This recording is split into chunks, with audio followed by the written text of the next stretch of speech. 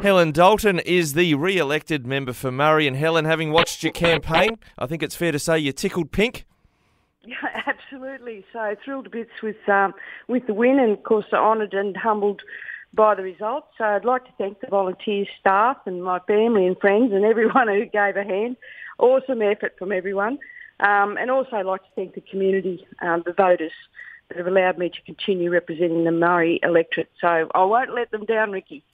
Well, they'll be holding you to that, Helen. But I tell you what, it's a thumping endorsement. You almost got there on first preference votes, 48% of the primary vote on the latest counting, and that actually sort of resonates across west of the Great Divide. A number of independents got elected with pretty strong majorities.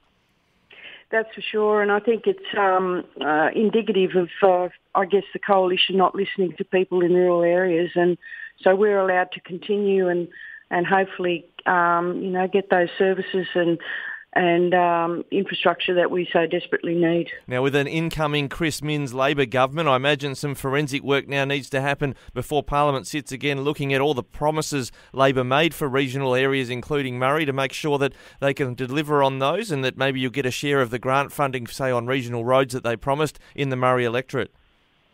Yes, I think, first job is to contact their office today and tee up a time to meet with Chris Minns.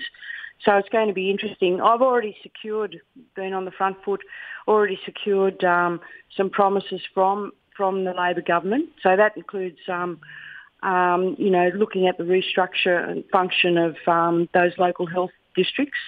And they'll set up a special commission of inquiry into that, which is good news for us because I'm really keen to get back to our local hospital boards with our own budget. So at the moment, the health's a mess, and I think we need to go back to the way it used to be over 30-odd years ago, where we could look after ourselves. And I've also secured $2 million funding from the government to complete a study into motor neuron disease and the links with that with blue-green algae.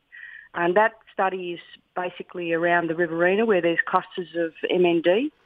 And that money will go to the Macquarie University, and that should be a wonderful, we'll find out exactly what's going on because water quality is paramount, and we're seeing our rivers being destroyed. We saw the fish kill in the last couple of weeks, which is just absolutely devastating. So we're not managing, or the government has not managed the rivers well. They've managed it for politics rather than for people, the environment, production and communities. So we need to get back to tools for that, and I'll certainly be speaking to Chris Minns and Tanya Plibersek, the Federal Water Minister, about all of those things. Yeah, I'll talk about water with you in a moment, Helen, but just back on the health issue you raised in hospitals, the Liberal National Government threw the kitchen sink at Wentworth, amongst other places. Were a lot of the things that were happening in Wentworth on the health front and even some of those other local towns, were they pledges by the government so far as you could tell, or were they funding that was already locked in and the benefit's going to be received anyway? Well, no, the hospital, the Wentworth Hospital, the new development it's in the budget, so it will continue. But we need to look at the services within that hospital. And I know that we need 2 beds for dialysis, or 2 bays, they call them. And I'll be certainly asking for that, and that's fair and reasonable. I won't be asking for gold plating. I'll just want some sensible money delivered.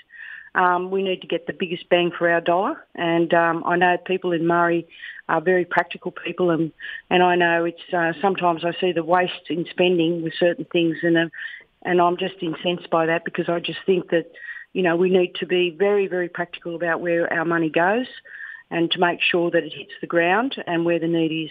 And on the waterfront, another voice on the water issue is the new water minister we expect, Rose Jackson. She told Flo she sees buyback as an absolute last resort, which is a bit different to what's going on under Tanya Plibersek, the federal Labor minister, where they're commencing buybacks, and I think there's some gigalitres they're looking to recover from your area.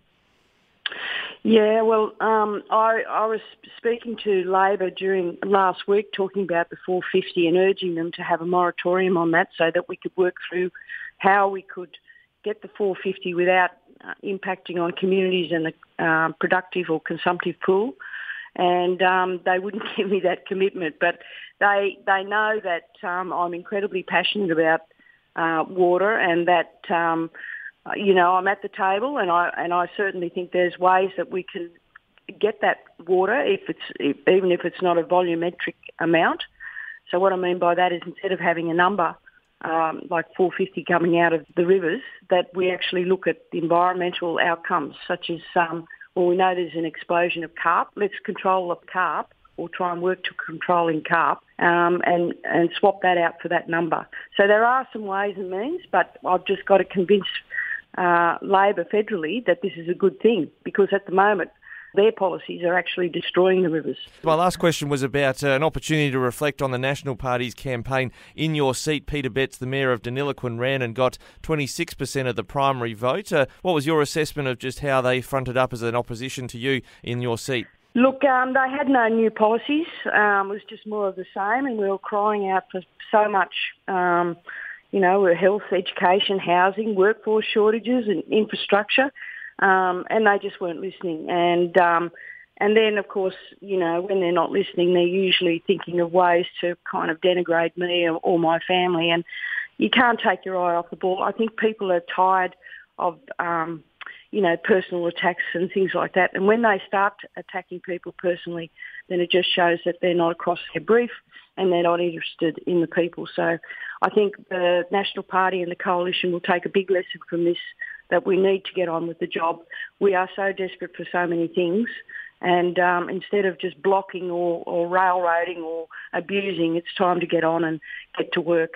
And that's exactly what I'll be doing today. Well, Helen, we'll catch up with you a bit later on about poker machine policy. That's going to be a hot one going forward. But thanks so much for joining us today on Flow FM. That was Helen Dalton, the victorious independent candidate for Murray.